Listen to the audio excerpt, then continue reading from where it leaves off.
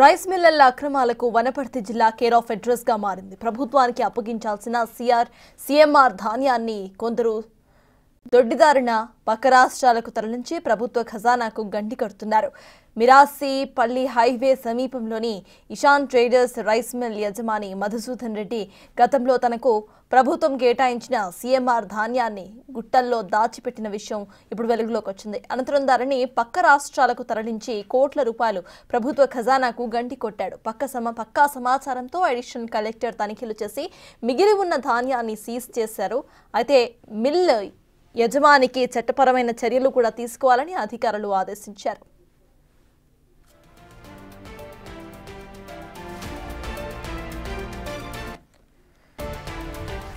మరింత సమాచారాన్ని మహబూబ్ నగర్ ప్రతినిధి శంకర్ అందిస్తారు.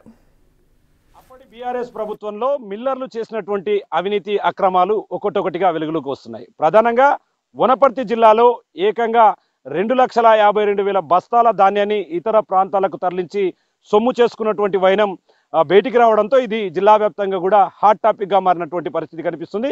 ప్రజెంట్ మనం వనపర్తి జిల్లాలో ఉన్నాము. వనపర్తి జిల్లాకు సంబంధించి జాతీయ రహదారి NH-44 కు సమీపంలో ఉన్నటువంటి మిరాస్పల్లి సమీపంలో ఉన్న ఈ గుట్ట ప్రాంతంలో కూడా ఈ సీఎంఆర్ ధాన్యాన్ని 2022-23 యాసంగి పంటకు సంబంధించినటువంటి ధాన్యాన్ని అంతా కూడా మిల్లర్లకు అప్పచెప్పారు. దానికి సంబంధించి ఇషాన్ ట్రేడర్స్ కు సంబంధించినటువంటి మిల్లు యజమాని మధుసూదన్ రెడ్డి తీసుకున్నటువంటి 5,72,000 ధాన్యాన్ని తన మిల్లులో కాకుండా ఇక్కడ మిరాస్పల్లికి సమీపంలో ఉన్నటువంటి ఈ గుట్ట ప్రాంతంలో నిల్వ చేయడం పూర్తి స్థాయిలో ఇది పలు అనుమానాలతో పాటు ఇతర రాష్ట్రాలకు అమ్ముకొని సొమ్ము చేసుకునే విధంగా కూడా కనిపిస్తుంది.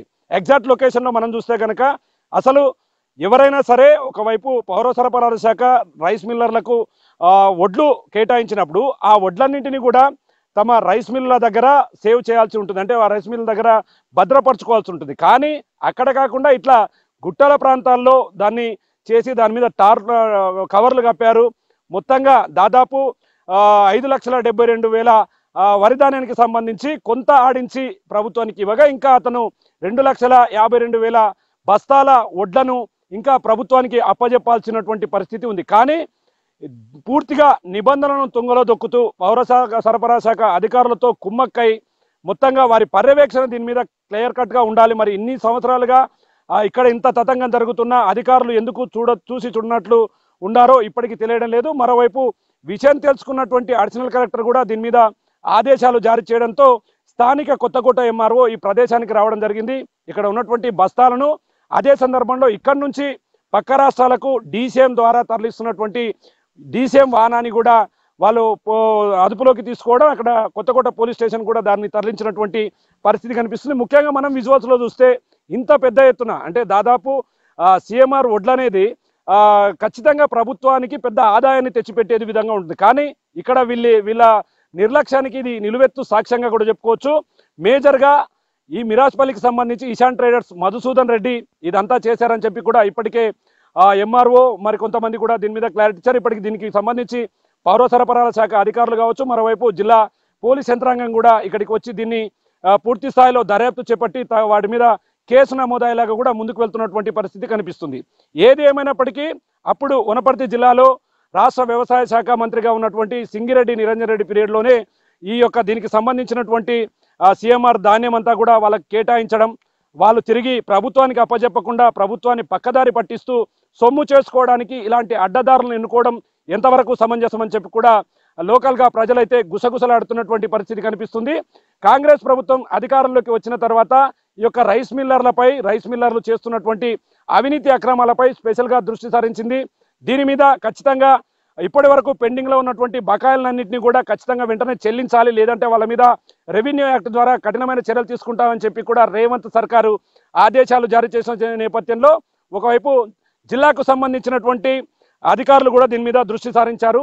అయితే ఇక్కడ మేజర్గా మరొక విషయాన్ని కూడా మనం క్లియర్ కట్గా చూడొచ్చు. ఇన్ని వేల బస్తాలు అంటే దాదాపు ఇంకా ఆయన 2,30,000 బస్తాల చిల్లర ప్రభుత్వానికి ఇవ్వాల్సి ఉంది. కానీ ఇక్కడ ఉన్నాయి మాత్రం 18,000 బస్తాలు. మిగతా బస్తాలు ఎక్కడికి వెళ్ళాయి, మిగతా డబ్బులు ఎవరి ఖాతాల్లోకి వెళ్ళాయి అంటే మొత్తంగా అక్కడ చూస్తే దీన్ని పూర్తిగా అంటించే ప్రయత్నం, అంటే నిప్పు రాజేసి ఇదంతా మంటల్లో కాలిపోయినట్లు సృష్టించి ఏదైతే పెబ్బేర్ గోదాంలో జరిగినటువంటి సీన్ ఇక్కడ రిపీట్ చేసే విధంగా కూడా దీన్ని క్లియర్ కట్గా చేసినటువంటి పరిస్థితి అయితే కనిపిస్తుంది. మొత్తంగా దీని మీద అధికారులు ఉక్కుపాదం మోపేందుకు సిద్ధమయ్యారు. దీనికి సంబంధించిన వారిపై కఠినమైన చర్యలు తీసుకునేందుకు అయితే సిద్ధం చేస్తున్నటువంటి పరిస్థితి కనిపిస్తుంది. ఇక మన బ్యాక్ సైడ్లో ఉన్నటువంటి ప్రాంతం అంతా కూడా టార్పాలిన్లతో కూడా దీన్ని కప్పి ఉంచారు. దీనికి సంబంధించి ఎందుకు ఇన్ని రోజులు అధికారులు ఎందుకు నిమ్మకు నీరెత్తకుండా ఉన్నారు, ఎందుకు ఇంత పెద్ద ఎత్తున మోసం జరుగుతుంటే చూసి చూడనట్లుగా పట్టి పట్టనట్లుగా ఎందుకు వివరించారో మాత్రం మొత్తంగా ఇది తేటతెల్లమవుతున్నటువంటి పరిస్థితి కనిపిస్తుంది. ఇక ముఖ్యంగా వనపర్తి జిల్లాలోనే ప్రధానంగా వేల కోట్ల రూపాయల బకాయిలు ఇప్పటికే ప్రభుత్వానికి మిల్లుల నుంచి రావాల్సి ఉండగా వారు ఇప్పటికీ కట్టకపోవడం, కొంతమంది పైన రెవెన్యూ యాక్ట్ ద్వారా కూడా ఒకవైపు కేసులు నమోదవుతున్నాయి. మరికొంతమంది బడా బాబులంతా కూడా మిల్లర్లకు సంబంధించి అవినీతి తిమింగలాలు దీంట్లో ఉన్నాయి. ఆ అవినీతి తిమింగలాల భరతం పట్టేందుకు కూడా కాంగ్రెస్ సర్కారు ముందుకు వెళ్తున్న నేపథ్యంలో వాళ్ళ గుండెల్లో రైలు పలిగెడుతున్నటువంటి పరిస్థితి అయితే ఇక్కడ ఓవరాల్గా కనిపిస్తుంది. ఏది ఏమైనప్పటికీ దాదాపు కోట్ల రూపాయల విలువ చేసే ప్రభుత్వ ధాన్యం పక్కదారి పట్టడం, దీని మీద ప్రభుత్వం సీరియస్గా ముందుకు వెళ్ళడం, ఖచ్చితంగా వారు తీసుకున్నటువంటి సొమ్మును ప్రభుత్వానికి కట్టే వరకు కూడా ఉపేక్షించేది లేదని చెప్పి కూడా అధికారులు చెప్తున్నటువంటి పరిస్థితి. ఇక్కడ ఒక్క వనపర్తి జిల్లాలోనే ఇంత జరిగితే ఉమ్మడి పాలమూరు జిల్లా వ్యాప్తంగా ఎన్ని వేల కోట్ల రూపాయల కుంభకోణం జరుగుతుంది. ఎన్ని వేల కోట్ల రూపాయలు రైస్ మిల్లర్లు తమ సొంతంగా వాడుకుంటూ పక్క రాష్ట్రాలకు తరలించుకుంటూ సొమ్ము చేసుకుంటూ మొత్తంగా అధికారులను తప్పుదారి పట్టిస్తూ ముందుకు వెళ్తున్నటువంటి పరిస్థితి అయితే ఇక్కడ కనిపిస్తుంది. ఏదేమైనప్పటికీ మరికొంతమంది కొత్తకోట ప్రాంతానికి సంబంధించినటువంటి మిల్లర్లపై, వనపర్తి జిల్లాకు సంబంధించినటువంటి చాలా మంది ఇప్పటికే కోట్ల రూపాయలు ప్రభుత్వానికి బకాయి చెల్లించాల్సి ఉంది. ఆ బకాయిలు ఖచ్చితంగా చెల్లించే వరకు ఊరుకునేది లేదని చెప్పి కూడా ప్రభుత్వం సీరియస్ యాక్షన్తో ముందుకు వెళ్తున్నటువంటి పరిస్థితి కనిపిస్తుంది. ఇది ఓవరాల్గా గత బీఆర్ఎస్ ప్రభుత్వంలో సీఎంఆర్ ఒడ్లు పక్కదారి పట్టినటువంటి అంశానికి సంబంధించి update. Camera person Nageshwar Shankar Goud, big TV, Wanaparthy జిల్లా నుండి.